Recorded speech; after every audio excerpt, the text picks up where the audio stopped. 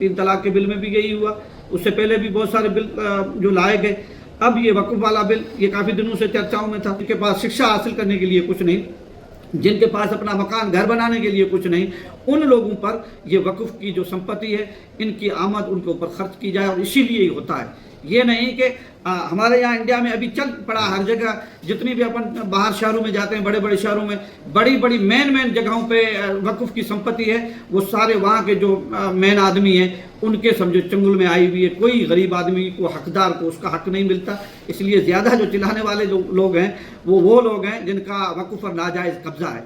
वक्फ board का जो आप और सबने सुना है कि जो चल रहा है, लोकसभा में बिल जो आ रहा है, आया, पहले आने की बात सुनी, फिर बिल आया और सबको दिल में था कि भाई क्या होगा क्या नहीं होगा। क्योंकि ख़ास करके मैं आपको ये बताऊं कि हमारे यहाँ पिछले काफ़ी सालों से चल रहा है कि कोई भी बिल आता है तो बिल में क्या खूबियाँ हैं क्या खामियाँ हैं, उनको देखने से पहले कुछ लोग ऐसे होते हैं जो हावला शुरू कर देते हैं, हमारे मुस्लिम समाज को यूँ डराना शुरू कर देते हैं कि भाई ये बिल तुम्हारे खिलाफ आ रहा है, ये फला बातें इसमें। लेकिन हकीकत ये होनी चाहिए कि हमारे जो कोई भी मामला हो उसमें जो जानकार लोग हैं उनको पढ़ना चाहिए, उसको देखना चाहिए भाई इसमें क्या खामियां हैं क्या खूबियां हैं, और उसके बाद में उसका पक्ष हो या विरोध करें, बाद में तो करें।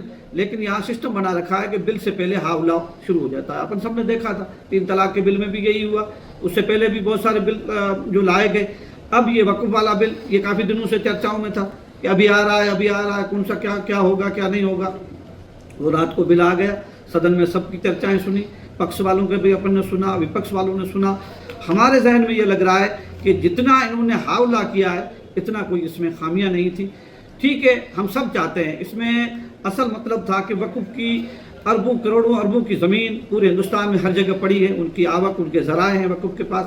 तो हमें कहीं नहीं दिखता है कि उसी वक़्फ़ की संपत्ति से कहीं गरीब मुसलमानों के उत्थान के लिए कोई कॉलेजेस खोले गए हों या कोई हॉस्पिटल खोले गए हों या कोई विधवाओं के लिए या कोई भी ऐसा गरीब है उसकी मदद के लिए, ऐसा कोई आम खास नहीं था। तो हमने अभी जो इसमें हमारी जानकारी में आया है कि सरकार चाह रही है कि पसमानदा मुसलमान हैं, गरीब मुसलमान हैं, उनको इसका हिस्सा मिलना चाहिए, इनकी जो भी आमदनी हो उसमें उनको आगे लाने के लिए कोशिश की जाए।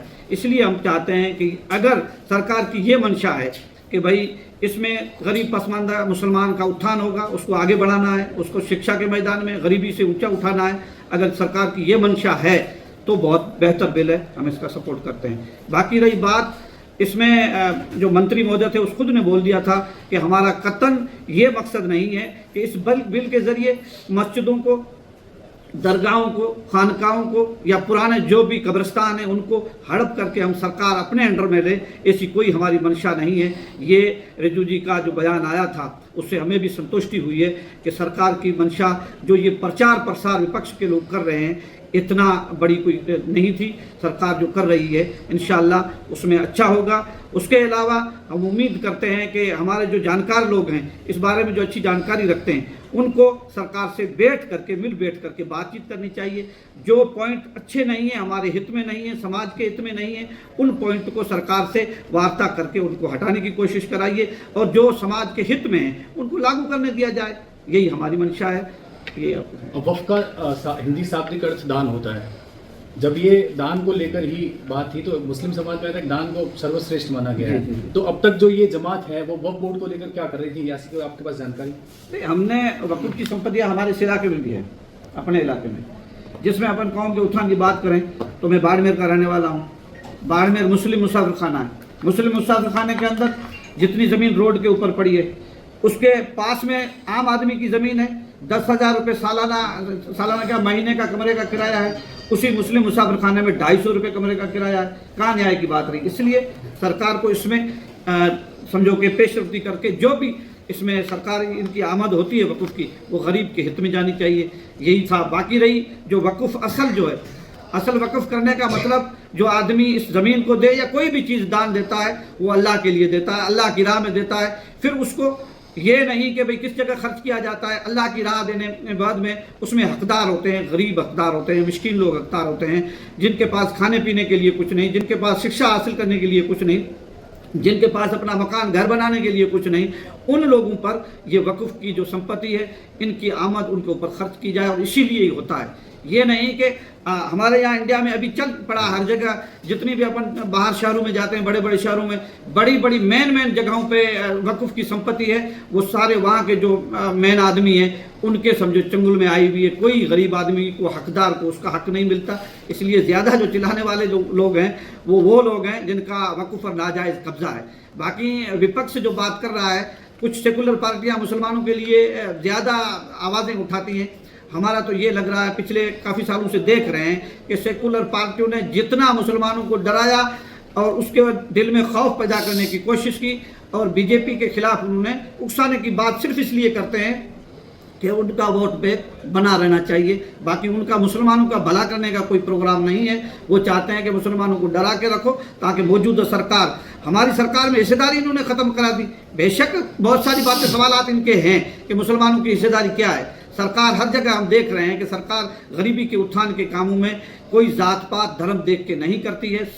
सब हकदार तक उसका माल पहुंचता है, उसका हिस्सा पहुंचता है। लेकिन हमारे यहाँ बड़े दुर्भाग्य की बात है कि विपक्ष के लोग अपनी भलाई के लिए इतना हमारे लोगों को उकसाते हैं कि वो मौजूदा सरकार से हमारी दुश्मनी तक समझो कि खड़ा करने के लिए एक दूसरे को तैयार करते हैं। आपने बात की तो मैं आपको बताऊं, लोकसभा में असरुद्दीन जी ओवैसी ने इस बिल को फाड़ते हुए इसका घोर विरोध किया है। असदुद्दीन अवैसी इस बारे में बहुत बड़ी जानकार है। हिंदुस्तान में एक जो नेता जितने भी हैं मुस्लिम नेता, उनमें से बड़ी फेहरिस्त में ऊंचा नाम उनका है। तो हम तो यही चाहते हैं कि उनको सरकार से, जैसा कि सरकार यहाँ पर बहुमत के साथ चल रही है, 300 के करीब जिनकी सीटें हैं, उनसे आप वार्ता करके मसलों को हल कीजिए ना। जाकर के सदन में मुकाबला करके कब तक आप करोगे? आप वार्ता करो, जो मुद्दे हैं उनको बैठ करके बातचीत के जरिए आप उनको हल करने की कोशिश कीजिए। वोटिंग के जरिए कैसे हल होगा? आप सब ने देख दिया, 288 उनके पक्ष में चले गए, 233 इनके खिलाफ गए। क्या मतलब निकला? फालतू में इतने झमेले करके वो कहते हैं ना कि पहाड़ खोदो चूहा निकालो। इसकी मतलब क्या है? सबको पता नहीं है कि सरकार में ये बिल पास होगा कि नहीं होगा? सबको पता था पास हो जाएगा। जब पास हो जाएगा तो वार्ता के जरिए उसको हल करना चाहिए। जो मुस्लिम मुद्दे होते हैं उसको ही ये विपक्ष वाले मिलके घसीटते हैं। इसलिए हम इस बात की यही कहते हैं कि हम सरकार से जो भी हमारे मसले हैं हम बैठ करके उनसे हल करने की कोशिश करेंगे। हमें जो शांति की तरफ, अमन की तरफ जा करके अपना विकास करना है और अपने मुल्क का विकास करना है। इसलिए हमें किसी तजाद में, झगड़ों में नहीं पड़ना है। और ये वक्फ बिल जो आया है उसका हम इज्तिमाई नमूने से हम उनकी सपोर्ट करते हैं। और अगर उसमें जो कमियां हैं, हमारे नॉलेज में नहीं है क्योंकि हमारी इतनी बड़ी जानकारी नहीं है, जो इसमें कमियां हैं तो हमारे जो इस मामले में जानकार लोग हैं उनसे गुजारिश करते हैं कि आप सरकार से मेज़ पे बैठ के इस मसले का हल निकालें और सरकार के साथ में रहें, बेहतर रहेगा।